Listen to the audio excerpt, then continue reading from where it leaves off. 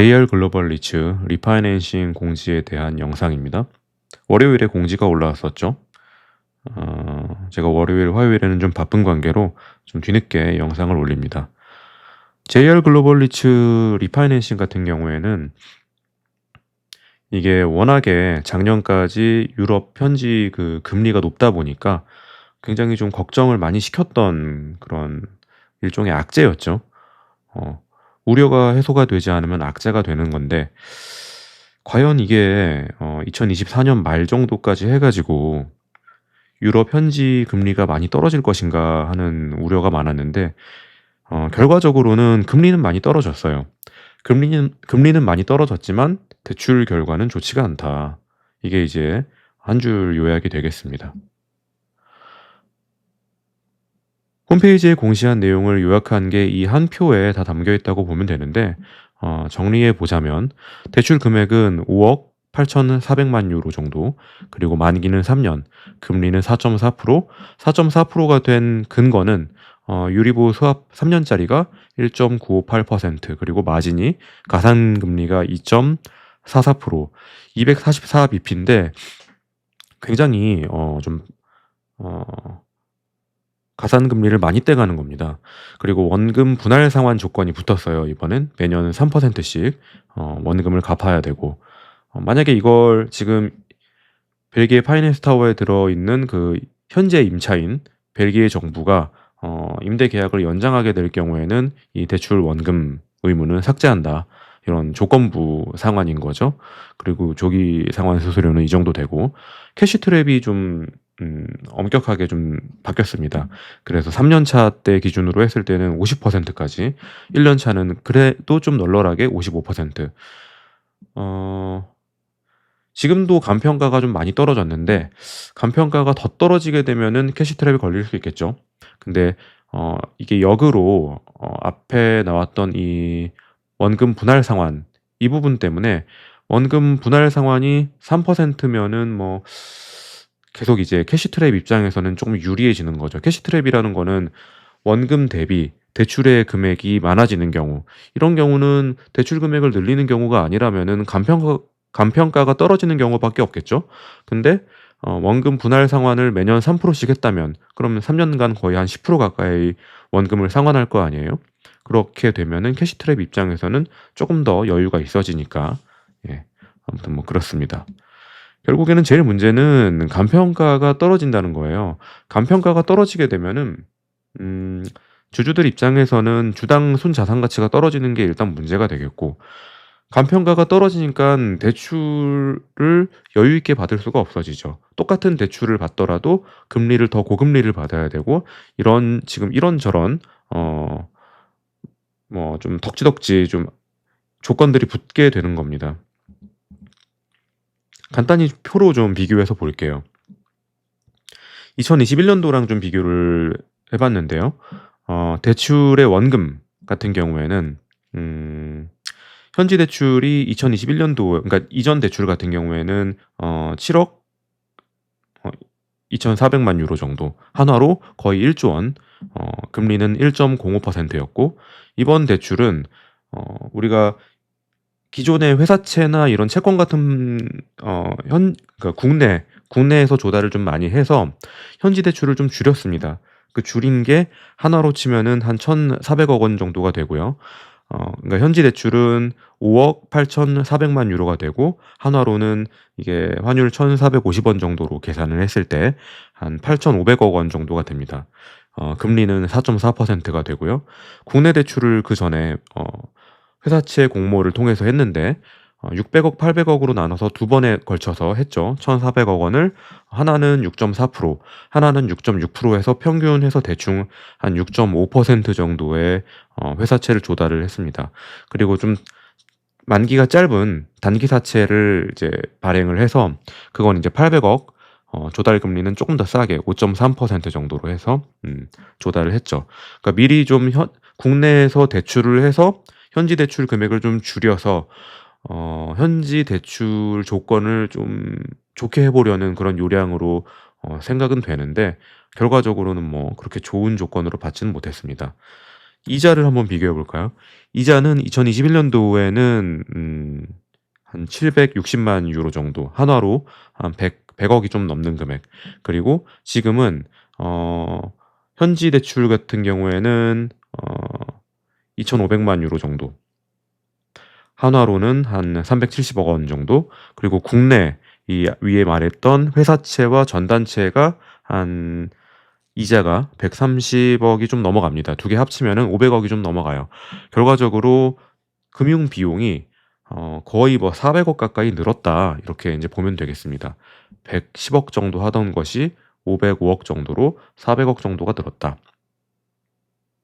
그 사이에 임대료는 얼마나 늘었나 하는 걸 보면은 이건 인제 2025 년도의 임대료는 아니에요. 이거는 인제 24 년도에 받은 임대료고, 25 년도 임대료는 이거보다는 좀 더 늘겠죠. 한 2.5% 정도? 지금 벨기에 헬스 인덱스가 그 정도 증가하고 있으니까. 아무튼 24 년도 기준으로 했을 때 1,000만 유로 정도가 늘었습니다. 1,000만 유로는 대충 뭐 1,450원 정도 환율 계산했을 때 145억 원이죠. 그러니까 400억 정도 금융 비용이 늘어났는데, 금융 소득은 145억 원이 늘어났으니 400억에서 145억을 빼면은 대충 뭐 한 255억 정도, 그거를 주식 수인 2억 주로 나누게 되면 130원 정도 되나요?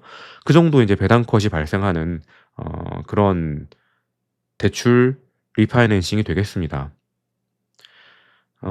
운용사에서는 이번 공지를 통해서 지난번에 공시했던 그런 배당금 정도가 지급될 것 같다, 그게 230 원이었거든요. 그러니까 230원 정도의 배당금이 지급될 것 같다는 내용을 이번 공시에서도 간접적으로 좀 언급을 했습니다. 저는 그냥 일단은 230원 정도로 생각을 하고 있어요. 뭐가 바뀌었나 하는 것들을 다시 한번 좀 정리를 해 보면은, 원래 기존 대출 같은 경우에는 100% 벨기에 현지 건물을 담보로 한 유럽 대출이었다고 한다면, 지금은 국내 대출과 벨기에 대출이 좀 혼합되어 있는 그런 어떤 자본의 재배치가 발생을 한 거죠. 그리고 간평가가 대폭 하락했다는 게 굉장히 중요한 사인인 거죠. 13.39억 유로에서 11.0억 유로로 17.5% 정도 간평가가 하락했습니다. 굉장히 많이 떨어진 거예요. 그리고 캐시트랩이라는 좀 안 좋은 조건이 붙었다. 원금 상환이라는 안 좋은 조건이 또 붙었다. 그러니 원금 상환을 만약에 3%를 하게 된다 그러면은 이 3%를 다 갚는 게 아닙니다. 그러니까 이걸 또 국내에서 뭔가 회사채라든지 뭐 전단체라든지 국내 대출을 또 일으켜 가지고 벨기에 현지 대출을 막는 거예요. 그러니까 국내 대출과 벨기에 대출과의 어떤 금리 차이만큼의 금융 비용 발생이 증가를 하겠죠. 그러니까 이게 뭐 아주 큰 금액은 아니에요. 뭐 5억에서, 그러니까 10억 미만. 근데 이렇게 되면 문제가 뭐냐면, 어쨌든 우리는 그 벨기에 건물이 임대료가 해마다 조금씩은 오르잖아요. 지금 한화로 한 1,000억 원 정도 한다 그러면은 매년 한 2%에서 3% 정도, 20억, 뭐 25억 이런 식으로 좀 늘어나는데, 그 임대료 인상분을 누리지 못할 가능성이 있다는 거죠. 그럼 3년 지나면 이게 회복이 되냐? 3년 지나면 뭐 기준금리가 더 저금리가 돼서, 지금 기준금리가 한 1.9%인데 한 1%가 돼서 이게 해소가 되냐 하면은 이번 그 리파이낸싱을 겪으면서 많은 주주분들이 느끼셨겠지만은, 이게 기준금리의 문제만은 아니라는 거를 다들 좀 깨달으셨을 거예요. 무슨 말이냐면은, 오피스 시장 자체가 좀 우호적이 되지 않는 이상은 지금 이 4.4%의 금리에는 기준금리가 차지하는 비중보다 가산금리가 차지하는 비중이 더 크거든요. 이 부분에 대해서 이제 운용사는 금융기관들이 자꾸 이쪽에 오피스 쪽에 돈을 안 쓰려고 그런다, 돈을 안 빌려 주려고 그런다. 근데 이런 부분들은 그런 부동산 시장의 환경이 변하지 않으면은 바뀌지 않는다는 거죠. 그래서 이 부분을 너무 낙관적으로만 볼 수는 없겠다. 물론 지금 뭐 유럽 그 ECB 홈페이지나 이런 데 보면은 24 년도, 25 년도, 26 년도 계속 금리는 낮출 걸로 전망을 하고 있어요. 근데 금리만 낮아서 해결될 문제는 아니라는 거죠. 결과적으로는 시장에 돈이 풀려야 됩니다. 지금 아직도 금리는 낮추고 있지만은 정부에서는, 그러니까 유럽 각국 정부에서는 돈을 풀지를 않고 있으니, 돈이 풀려야지 은행도 돈이 좀 많아지고 그 돈을 뭐 오피스에도 좀 빌려주고 뭐 집 살 때도 빌려주고 막 빌려줄 텐데, 긴축을 하는 와중에는 있지만은 아직 돈을 푸는 그런 상황까지는 오지 않았으니까 3 년이 지난 시점에서 어떤 시장 환경 자체가 많이 바뀌어야 된다는 거죠. 그 투자 포인트는 일단 금리가 더 떨어지면 좋은 건 맞죠. 아무리 그런다 하더라도 지금 1.95% 막 이런데 1%로 떨어지면 더 좋겠죠. 그리고 간평가가 올라야 됩니다. 간평가는 이제 대주단에서 지금 매기고 있는데, 아마도 이런 어떤 금융 비용 증가라든지 어떤 실제 수익률, 그리고 주변 건물들의 어떤 임대 수익률 같은 거, 실질 수익률 같은 걸 다 고려해 가지고 간평가를 좀 많이 낮추고 있을 건데, 그런 부분들이 좀 올라야 되는 거죠. 결국에는 오피스 시장이 다시 돌아와야 된다는 거죠. 그래서 지금 가정해야 될 상황이 너무 많아서 오히려 사실 20년도, 21년도에는 이 JR 글로벌 리츠 투자 어떤 포인트가 굉장히 심플했거든요. 어 인플레이션이 기대되니 인플레이션 연동되는 임대료 계약을 맺은 JR 글로벌 리츠가 나쁘지 않다.